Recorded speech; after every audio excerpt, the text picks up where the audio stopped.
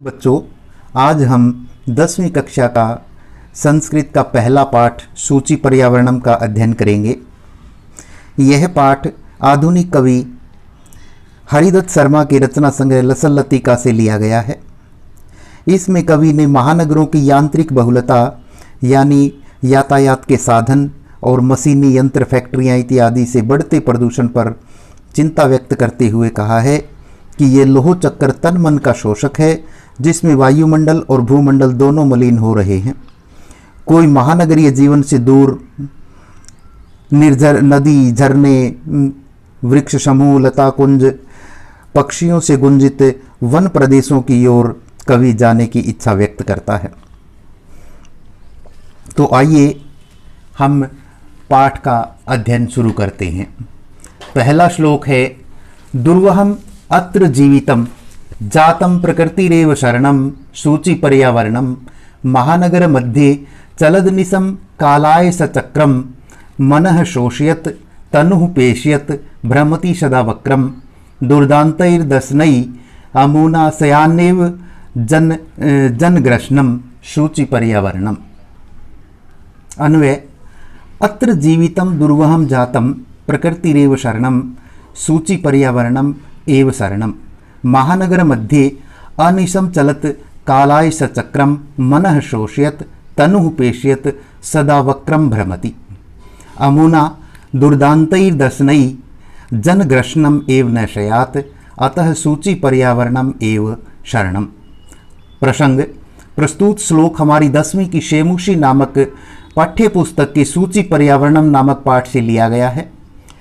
इसकी कवि श्री हरिदत्त शर्मा द्वारा रचित संग्रह लसल लतिका से लिया गया है। इसमें कवि ने महानगरों की यांत्रिक बहुलता से बढ़ते हुए प्रदूषण पर चिंता व्यक्त करते हुए कहा है। व्याख्या, इसमें कवि प्रदूषित पर्यावरण के प्रति मनुष्य को जागरूक करते हुए कहता है कि आज महानगरों में वातावरण इतना दूषित हो गया है कि मनुष्यों का जीना मुश्किल हो गया है। इसलिए प्रकृति की गोद में शुद्ध वातावरण ही एकमात्र सहारा है। महानगरों में दिन रात लोहे का चक्र अर्थात पहिया चल रहा है। यह लोहे का चक्र, लोह चक्र मतलब कारखानों और वाहनों के पहिए, मन का शोषण करता हुआ तथा शरीर को पीसता हुआ निरंतर तेज गति से घूम रहा है। हमेशा यह डर बना रहता है कि कहीं यह दूषित वातावरण रूपी दानव अपने भयानक दांतों से मानव को ही न खा जाए।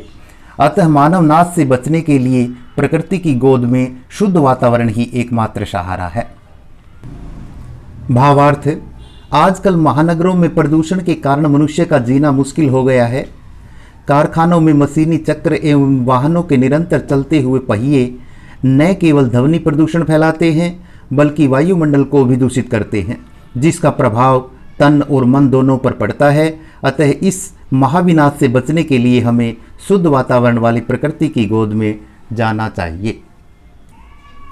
दूसरा श्लोक है, कज्जल मलिनम धूमम मुंचति सत्शक्तियानम वाष्पयानमाला संधावती वितरन्ति ध्वानम यानानां पंक्तयो हयनन्ताः कठिनम संसरणम सूचि पर्यावरणम। प्रसंग हम पहले श्लोक वाला इसमें लिख सकते हैं।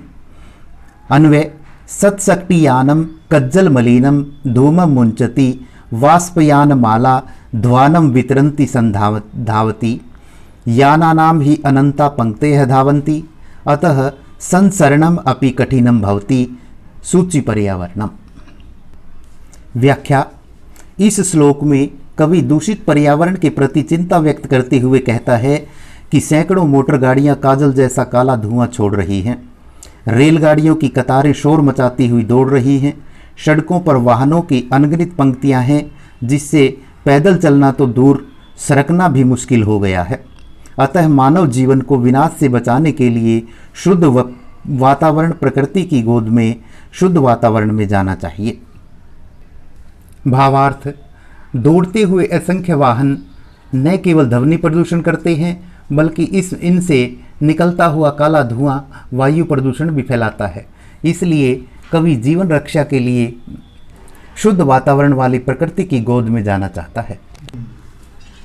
तीसरा श्लोक, वायुमंडलम भ्रीशम दूषितम न ही निर्मलम जलम कुत्सित वस्तु मिश्रितम भक्ष्यम समलम धरातलम करणीयम बहिरंतर जगति तो बहुशुद्धिकरणम सूचि पर्यावरणम। प्रसंग आप इसमें पहले जैसा लिख सकते हैं। अन्वय, वायुमंडलम भ्रीशम दूषितम न ही निर्मलम जलम भक्ष्यम कुत्सित वस्तु मिश्रितम धरातलम समलम जातम जगति तु बहि अंतः बहुशुद्धिकरणीयम सूचि पर्यावरणम। व्याख्या, इसमें कवि दूषित पर्यावरण पर चिंता व्यक्त करते हुए कहता है कि महानगरों में वायुमंडल पूरी तरह से दूषित हो गया है। न ही पीने के लिए स्वच्छ पानी है, खाद्य वस्तुओं में नकली चीज़ों की मिलावट है, पूरी पृथ्वी गंदगी से युक्त हो गई है। अब तो पूरा संसार ही अंदर बाहर से शुद्धिकरण के योग्य हो गया है। इसलिए जीवन आधारित प्राणवायु के लिए शुद्ध वातावरण वाली प्रकृति का ही सहारा है।